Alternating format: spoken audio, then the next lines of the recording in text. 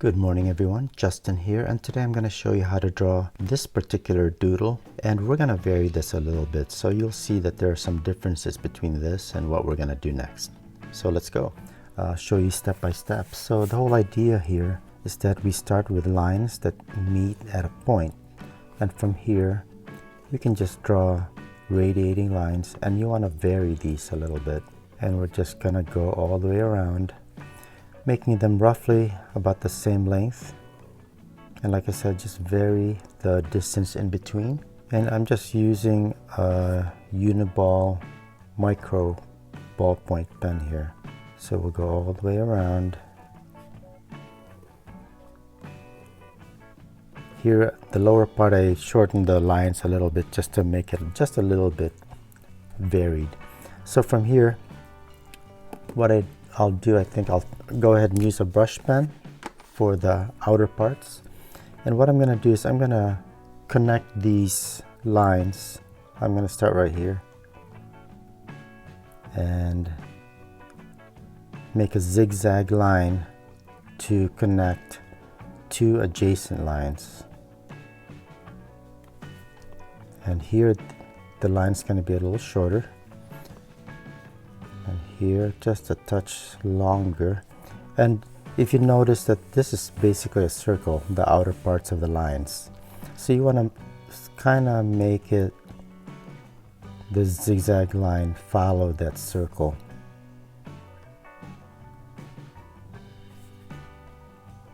Alright, so here we're short one line, so what I'm going to do is I'll just go ahead and add one more line and connect those.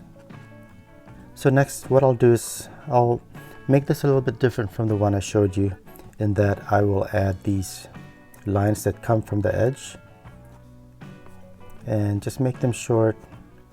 But again, I want to vary them just a little bit, some a little bit longer, some a little bit shorter. And just go all the way around. One good thing about something like this exercise, is it helps you develop the ability to draw lines from different directions. Next, I'm gonna do the same and just add to this and add more of these circular designs. So I'll just start right next to it. And here I'm gonna overlap the previous circle and just go all the way around. What you could do, if you're not so sure about being able to draw this so that it's more or less a circle, you could always start with a pencil line, a circular pencil line. And you know what, well, let's do that for the next one. And again, zigzag line connecting two adjacent lines. Here, this one's really short.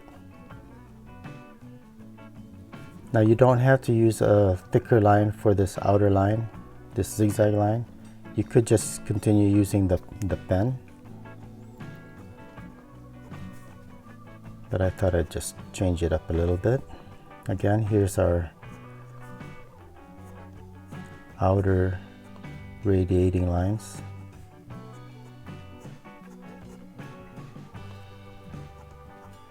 Looks like I missed a line here, so I'm going to go ahead and add another line. Like I mentioned earlier, I'll go ahead and draw another one, except I'll start with a pencil line right here. Actually, I'll go ahead and make it so that it's off on its own. So just a circular line like this, and put a dot here in the middle. Again, I'm going to make the lines at the lower pole, lower half, a little bit shorter. So I'm going to put the center line just a little bit below center and do the same. Random radiating lines. I should say randomly spaced radiating lines. Just a good way of practicing your ability to draw straight lines, of course. And I'll go ahead and add one more down here, overlapping. I'm gonna make the center line, the center right here. And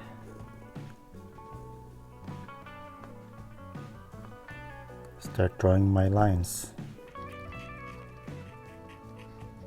Back to my brush pen and draw my zigzag uneven line. So we've got two lines here, it'll be connecting here. So then these two lines will be connecting these two lines right here. So then I've got one more and I'm missing a line. So I'll just go ahead and add the outer line and add one more line right there. So let's connect these lines. Let's finish off this circle. Okay, I'm missing a line right here, so let's go ahead and add that outer line first and add my radiating line. Alright, so now what we'll do is we'll go ahead and color this. I'll go ahead and erase this pencil line here first. You could use watercolors, markers, whatever you'd like. In this case, I'm going to use watercolor pencils like previous. The example I showed you, I used green colors, but this one I'll use some oranges and reds.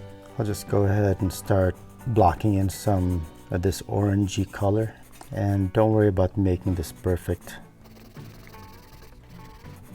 Just want to get some color in there. Use your imagination, vary them. You could change the colors from one circle design to the next. Ooh, I made a mistake here. This should have been blank, but that's okay. We'll hide that later. Now I'm taking a little bit darker color just to add some contrast. And what I'm going to do is I'm going to put these amorphic shapes within each of these fan-like areas. Some you'll see the whole thing, some you'll just see part because it's going over the edge. They're more or less oval shape, but I'm trying to make the edges a little bit wavy. Just vary these as much as you can, as much as you'd like. And I'm just gonna color them in just to make them a little bit darker. So I went ahead and outlined these shapes first before filling them in, just so there's a somewhat distinct outline. You could just say here, right here, I'm gonna just go ahead and start from the center and go out and do it that way. But I wanted it to be a little bit more interesting by having an outline. And I'm just barely touching the paper to barely fill in each shape. Now that we're done with that, I'm gonna go ahead and add a little bit of background color with some yellow and basically just filling in the center section first, fairly solid. Like here's the center section. All in between are fan shapes. And then as I go outward from the center this way, outward, I'll go ahead and go into like a scribbly pattern and increase the space in between my lines, basically to get a nice gradient from a solid color in the center towards a lighter shade or lighter concentration of color as I go out. And you can also decrease the pressure as you go out, like here. Here, heavy pressure, and then coming out, I lighten the pressure. The whole idea is to get a gradient from the center outward. And notice I'm just using a scribble pattern.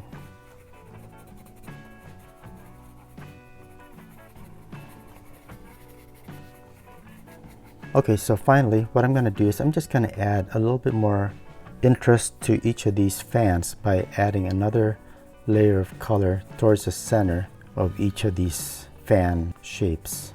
Notice I'm just adding the color right here towards the center. Experiment, do what you'd like, whatever looks pleasing to you. So these are watercolor pencils, so you could take a water brush and mix the colors a little bit more, but in this case I'll just leave it like this, and I think it looks pretty good. Alright, so let's take a look at the one I showed you earlier and see the differences. So for this doodle, notice that the outer edge is a little bit more jagged and straighter, like here, although here I made it curved. And look how jagged it is right here.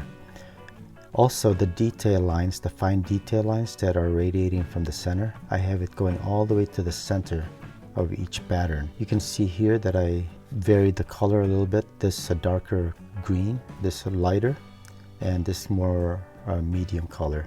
Look also at the background pattern.